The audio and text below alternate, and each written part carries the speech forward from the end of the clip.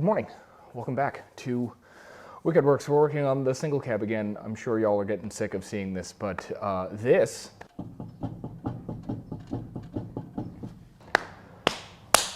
is a real big problem, so we're going to try to fix that today.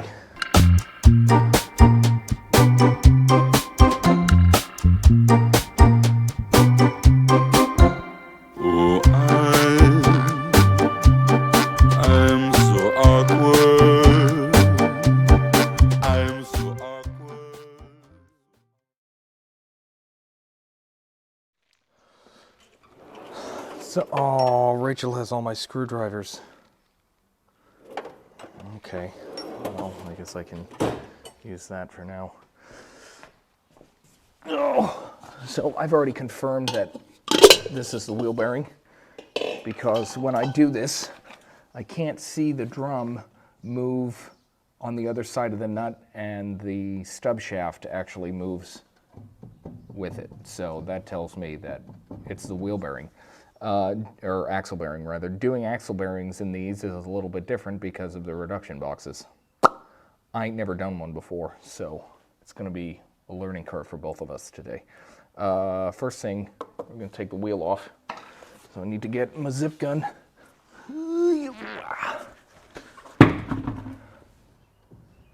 Yeah, that's... Oh, this is going to be fun. So even though this is a 1963, and I think I've said this in a previous video, it has a big nut trans, so it actually has a 46 millimeter axle nut rather than a 36.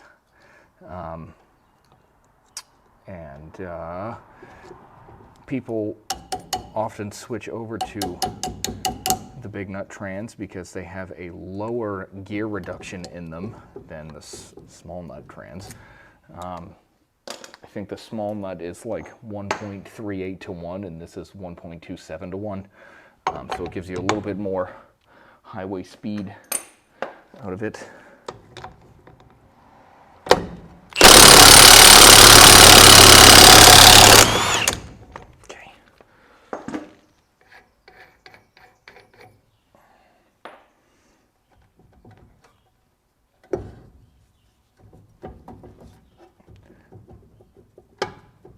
Come on.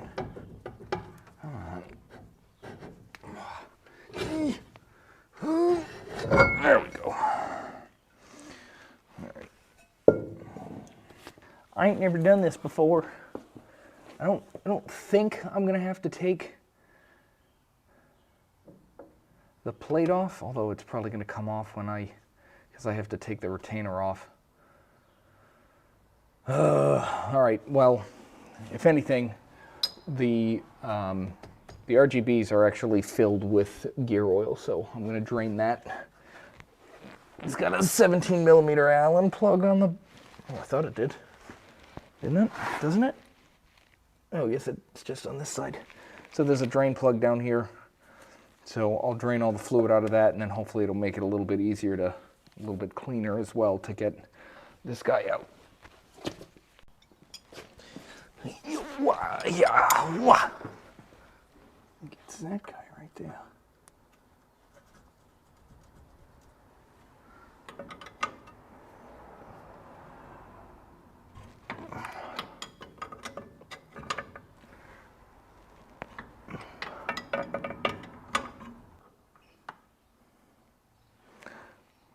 Oh, well, I wonder if that's part of the problem. Auntie. All right, I'm gonna try taking this off now and see if I can see that bearing at all. I'm really hoping I don't have to pull any of the brake stuff apart. I might get that parking brake cable out of the way though. Come on. Get a little bit more out of it. Should I maybe try to go that way or down maybe? There we go. Okay. Okay. Oh Jesus, that's a tapered bearing. That's interesting. Ain't never seen that before. Well, that changes things. I don't want to pull this whole thing apart. I think I'm going to end up pulling this whole thing apart. Okay, fine. Fine, I wanted content. I guess I got it. All right, so basically what I think is going to end up happening here is I have to get this plate off, and then I'm going to split the RGB case halves here because I'm pretty sure all the bearings are in that. And then I may end up having to press this out of here in order to get that off, which is going to be a wild pain in the ass. So in order to do that, I'm going to have to take that brake line off. And then I believe it's going to be this bolt down here. Yes. And these two guys. That should allow me to pull the plate off, and then whatever the next step is. I'm not sure. I've never done this before.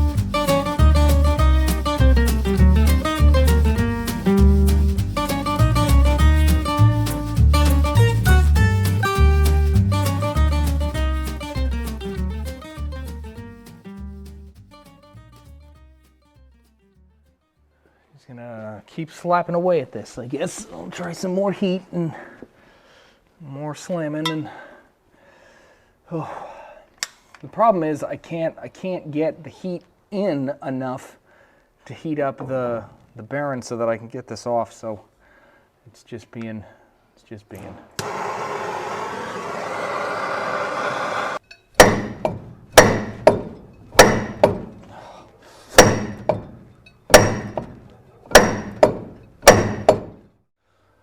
Okay, well, we're still fighting this. I have no idea what I'm doing. So I went and rented a slide hammer and then asked Rachel to grab me a nut to fit it. And I'm literally going to weld this nut directly to the axle so that I can just slide hammer the hell out of this, and hopefully it'll come off.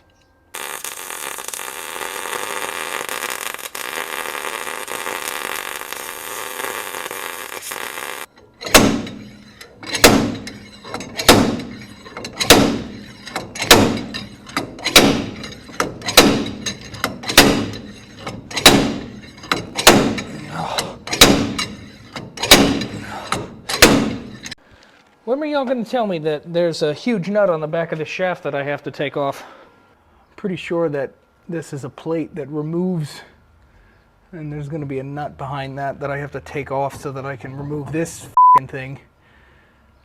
Not sure how I'm going to get that off though, so I think I'm just going to continue on with brute force and ignorance because it's been working so well for me so far. I'm going to go over this all again because I forgot to turn my microphone on. I finally got this off after a lot of prying and cutting and hammering and things, which means now we can try to get this nut off, and hopefully, well, it's very clearly not a 46, so I don't know how I'm actually going to get that off. That's a problem. Okay, so I had to go buy a 1 5/8 socket to get that stupid nut off the back, and then big surprise, this just popped right out. So now I'm going to try to get that bearing out, which hopefully will just be that snap ring, and then it should just pound out. Now my other problem is I'm pretty sure all 4 of these bearings, the inner and outer, upper and lower, are different, and I can only get 1 part number from O'Reilly's. So we're going to test fit all these before I put anything in. So let's get this wobbly bastard out of here and start fitting some ball bearings. Okay. Oh, yep. Okay. All right. Well, they're the same diameter, but they're different width, and the interior is different. Okay. All right. We've got the correct bearings. I brought the old ones with me to match these, so now I can start the reassembly. We're going to do the large guy first in that bottom hole so that we can get the shaft in. And then I've got to figure out how exactly I'm going to get all of that off so that I can put the front together. Oh, it's going to be a long night. Oy vey. So I'm hoping this will just pop right in. There we go. Okay.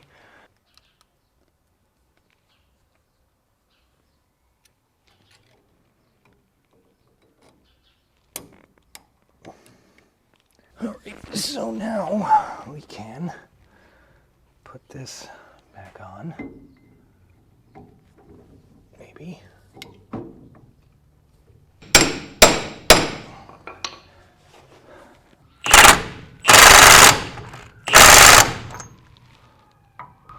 All right, so that's a lot better than it was, kind of.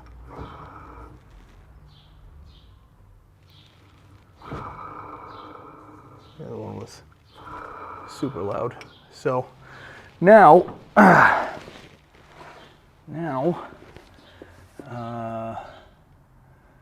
now I can cut this off and get the gear and the other bearing on, and then we can start worrying about all of the other stuff. We can just put this guy on, hopefully. Is there a certain way it doesn't look it? There we go. Ow. Okay. Goes on there.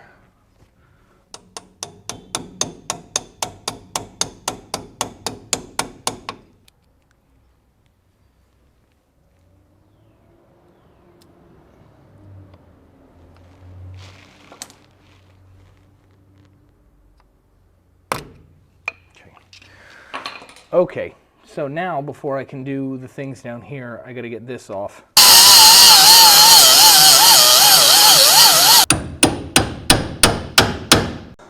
All right, let's take a look at what we've got so far. So we've got that off and made sure that even though this is a little ugly out the end here, that the nut goes on and off very easily. Got the snap ring on that guy, that's nice and quiet. I welded this guy back together as best I could and hammered it in there. It's better than nothing, but it's not great. What I learned today is that, first of all, this exists, and secondly, it's pretty much a one-use only thing. So this is going to be a real pain in the ass for the next guy, which, let's face it, is probably going to be me. So now I can start getting the cover ready to go back on. And so I've got my spacer here, which goes bevel side in, boop, boop. And then the bearing, it looks like, is actually going to go in the housing itself. So I may just put the housing on and then tippy tap the bearing on, and then we can do the retainer and everything, get the brakes back on. Yeah. Okay, so let's do that. All right, here we go. Here we go. I may have to do some tippy tappies here. I don't have the paper gasket because, as you can probably tell, I did not prepare at all to do this, and this is my first time doing it.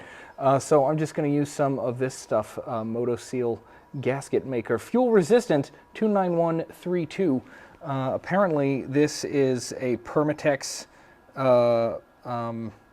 copy of like Honda Bond and Yama Bond and what have you. So I'm just going to give that a go and put some of this right along,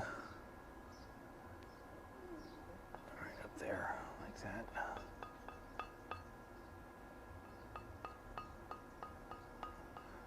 I remember the package saying that it's ideal for case halves.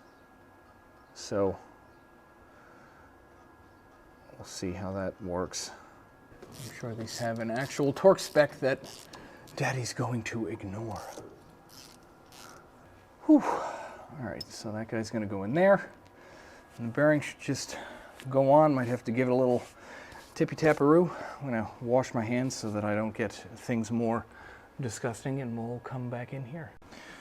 All right, so hopefully the bearing will just go. I don't have to do any of that.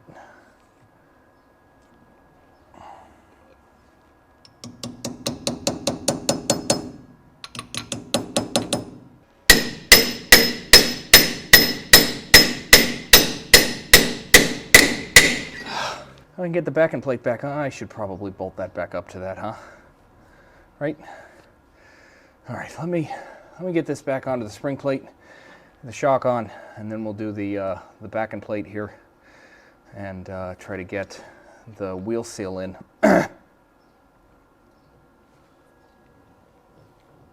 Oh, so much better. Great. Okay, progress. Progress is being made. Okay. All right, here we go. Wow. So this guy's gonna go on the back. I guess the buses don't use that stupid O-ring, apparently. It looks like everything just fits together the way it's supposed to. So we're gonna get this guy in place. Okay, now I gotta clean up the housing here and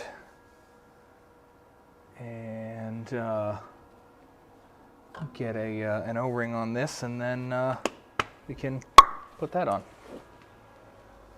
Slowly running out of parts here. All right, so I'm going to use that Shmoo again,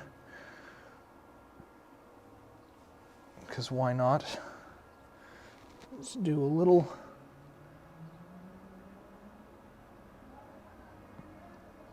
Because I know it's going to spread. So I put it on the carrier itself first, and then I'm just going to go back over the gasket a little bit.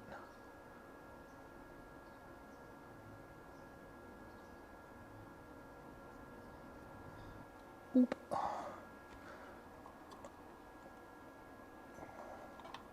Right over here.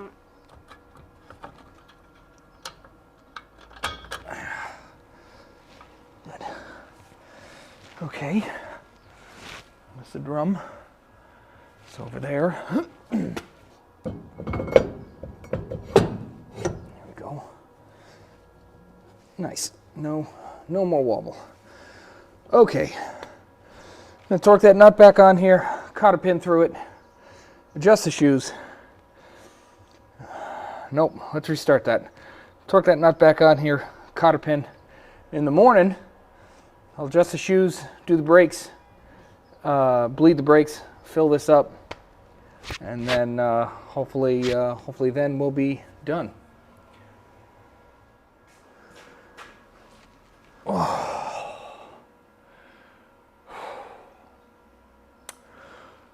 But I'm not going to bother filming any of that. I think that's enough for this episode. I would just like to point out that I've never done this job, this particular thing, before, and I did absolutely no research beforehand, which I wish I did. So if you're about to do something for the first time, do a lot of reading first so that stuff like this doesn't happen. Pretty much every issue that I had today was caused by my own laziness and stupidity, including not having the right bearings. But thankfully I was able to find most of them. I replaced 3 out of the 4. The actual axle shaft one I did not do. So, you know, if you are already in there and you have all the bearings, I would replace all the bearings. I'm just poor and lazy and stupid. So, you know, as usual, don't listen to me. Thank you very much for watching. Subscribe if you haven't already. Leave a like, leave a comment, share with your friends. And we'll see you at the next one. Oh, God. I'm going to clean up and go have some pizza, pet the cat. I'll probably shower first, but, you know, pet the cat and relax. My shoulders, my knees, everything hurts. Good Lord. Friends, it's finally time. I'm doing another pre-order for t-shirts and hoodies with new artwork. So we have all the OG stuff available in black and also in gray now. And then we have new artwork featuring Clementine, Ala, Gloria, and Cora. So you can place an order with me through Instagram if you DM me at WickedWorks, or you can email me at wickedworksvw@gmail.com. I will probably ship everything with USPS again. Trying to figure out still how to do international stuff for all y'all out of the country. Yeah, give me your size, quantity, colors, and style, and all that, and probably at the end of June. Oh, that's the other thing. Pre-order's only running from now until June 7th. And then hopefully by the end of June, everything will be ready for me to send out. I am also working on getting some new, another batch of stickers done so that I can send those out with t-shirts and hoodies and whatnot. So go on, place your orders now, and thank you very much for supporting the channel.